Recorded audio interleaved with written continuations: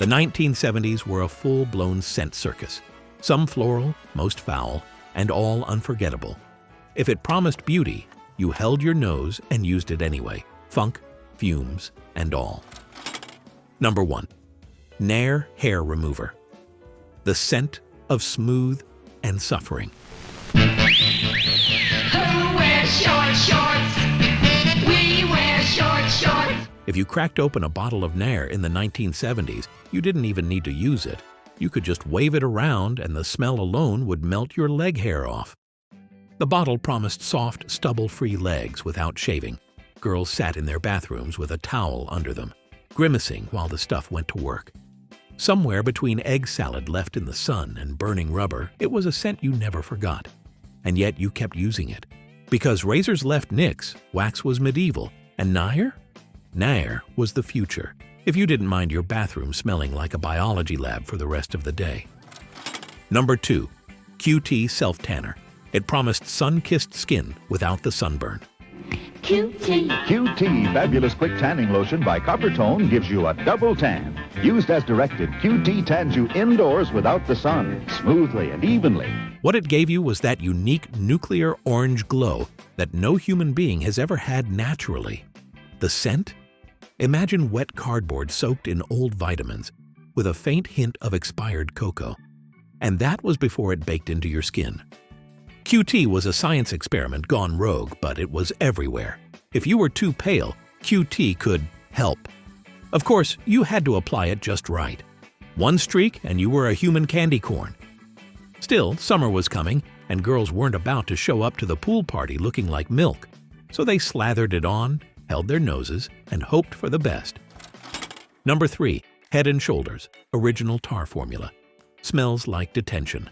About that person in your exercise class, have you noticed he's really shaping up? Get Head & Shoulders. Strong against dandruff, gentle on your hair. Before the sleek blue and white bottles and pleasant minty varieties came along, the original Head & Shoulders shampoo had a scent best described as medical hallway meets campfire.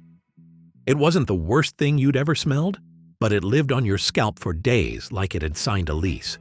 You didn't even need to tell anyone you used it. They could smell it from the bleachers. But it worked, sort of. It was supposed to fight dandruff, though nobody could really tell if it did, because halfway through the bottle your hair just gave up and went limp.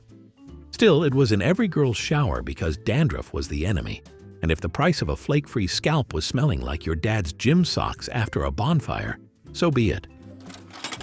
Number 4. Earthborn Natural pH Shampoo. When natural meant dirt-scented.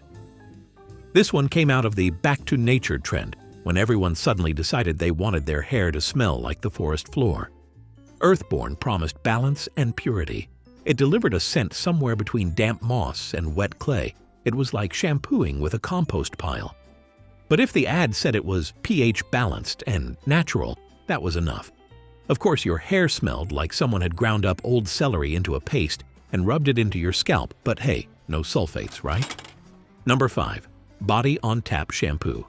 For when you want your hair to smell like a bar floor.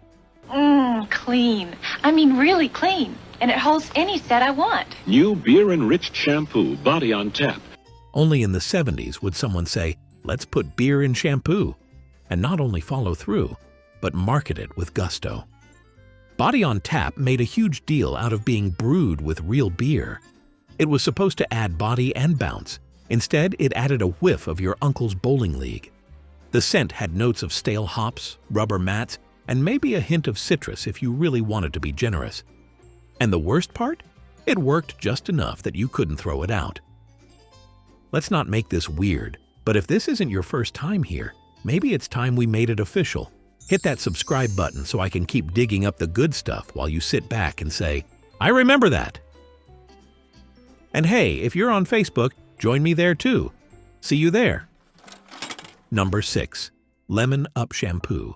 Like getting slapped in the face by a lemon. The first time I saw her, she was standing over there. There was something different about her. Something that made her stand out from the rest. Now this one actually smelled clean. It smelled fresh. It just did it with the subtlety of a lemon truck crashing into a candle store. Lemon Up was so lemony, you could smell it through your locker door, You could use it, shower, rinse, towel off, and your hair would still be zinging 3 days later. The bottle had an actual lemon-shaped cap, because of course it did. But the scent? Imagine pledging your hair. It was citrus overload. Still, girls loved it. Compared to the tar and beer options, it felt like a spa day. A very loud, eye-watering spa day. Number 7. CoverGirl Clean Makeup. Because clean smelled like chemicals. I don't believe my eyes. Ever see such incredible shine? I did it with this. New Shiny Shadows from CoverGirl Eyes. Shiny shadows color your eyes with a whole new kind of shine. It was the drugstore go-to for a reason. CoverGirl Clean Makeup promised a fresh face. It also came with a very distinct smell, industrial cleanser with a whiff of poor decisions. You'd unscrew the cap and boom, punch to the nostrils, astringent, sharp, and persistent.